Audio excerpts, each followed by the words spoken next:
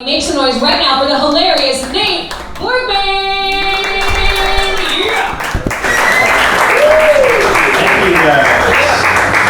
Thank you. Keep it going for Malorie. Yeah. Berrey. It's great to be here. Thank you for this chance to present my art. I appreciate that very much.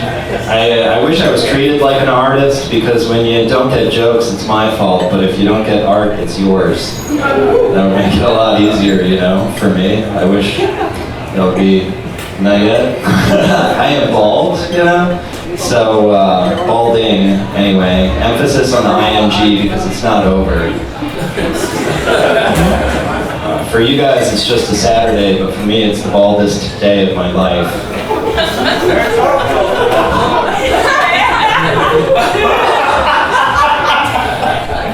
I started balding in college. I graduated, but my hair didn't want to study, so it dropped out.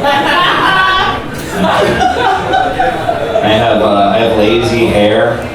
I have lazy hair and a very ambitious forehead. I have a forehead that wants to take over my whole head. It's advancing in the front here, and it's doing a sneak attack in the back behind enemy lines there.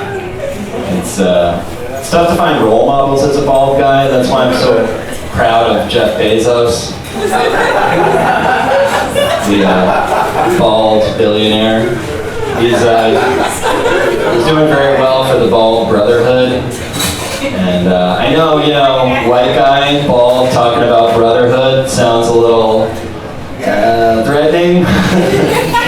But for me, you know, it's not a race thing.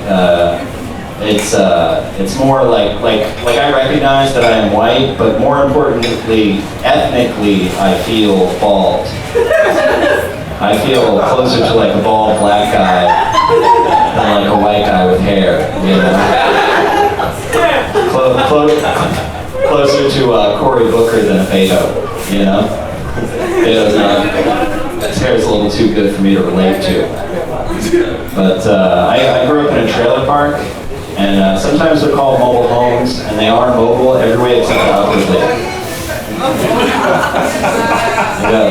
Wheels that are not going anywhere. You hear about these people that started like $1 billion company in their garage, and I'm like, whoa, you had a garage? Why did you keep going? What else did you want?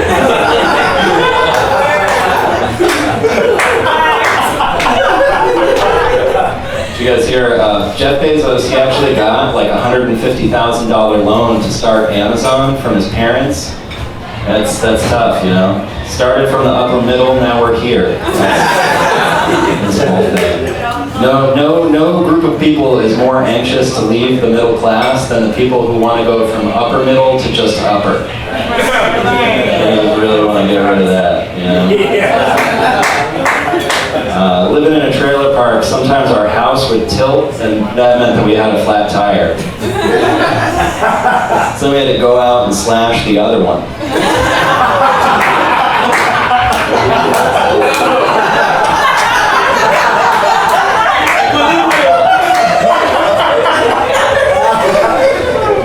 You get jealous of neighbors that have cinder blocks.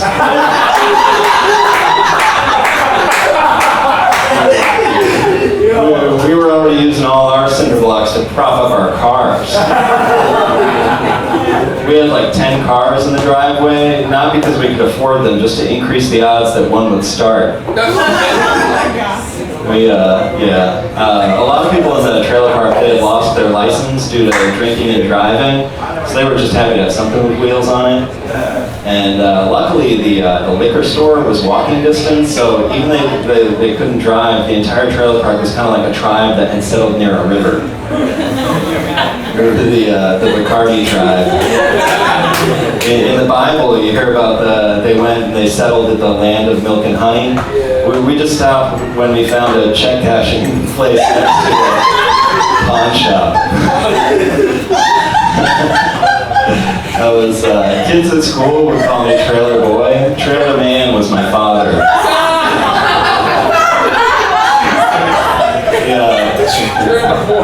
He couldn't. He couldn't leap tall buildings in a single bound, but he could chug tall boys in a single gulp. He was not faster than a speeding bullet unless he was drinking a silver one. It's a Coors. The Coors cans. The only thing louder than our recycling bin was the domestic disputes. Oh my God. It was I grew up, poor white trash, but luckily years of therapy have turned me into clean white recycling.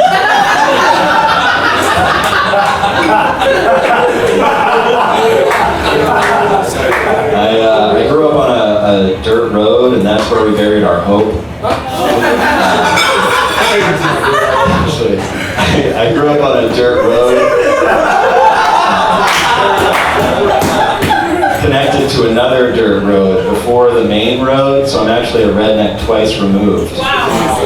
Which was also our rule for dating cousins.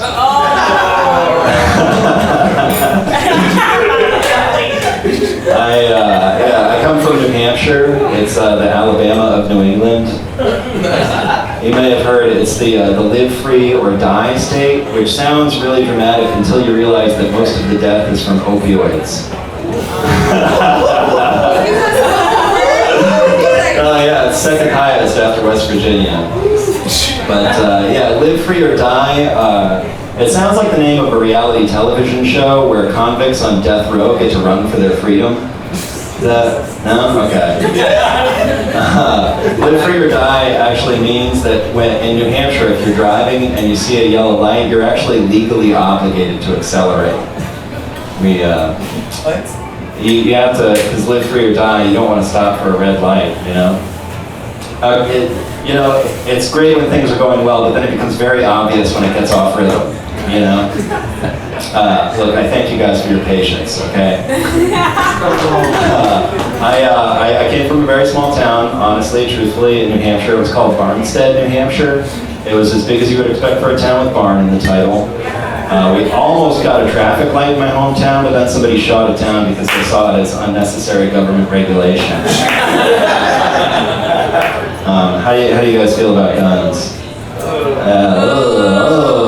They say that the only way to stop a bad guy with a gun is a good guy with a gun, but I think that's just someone who wants to sell two guns.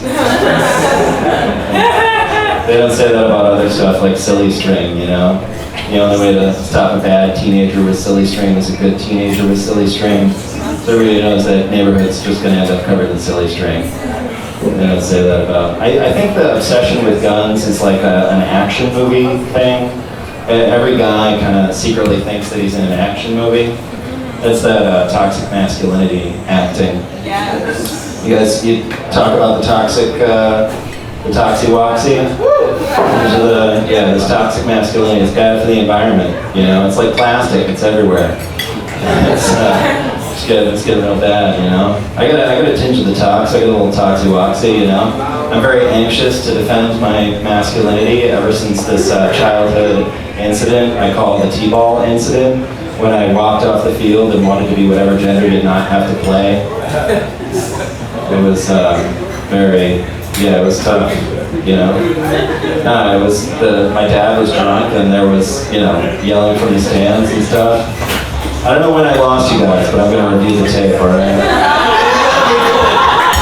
Is it too much trailer stuff? I was on a show last week where Oh, it was awesome? Oh, so we reached peak laughter where it just becomes a silent, weird face that you're making? Okay, I've noticed a lot of stifling from you, all right? Look at this stifling. What are you doing? You're shortchanging the show, your laughter. This is, okay. Well, anyway, okay, I got the light, I'm gonna leave you on this, okay? This joke is offensive to people who like cats, so in advance, I would like to apologize, okay?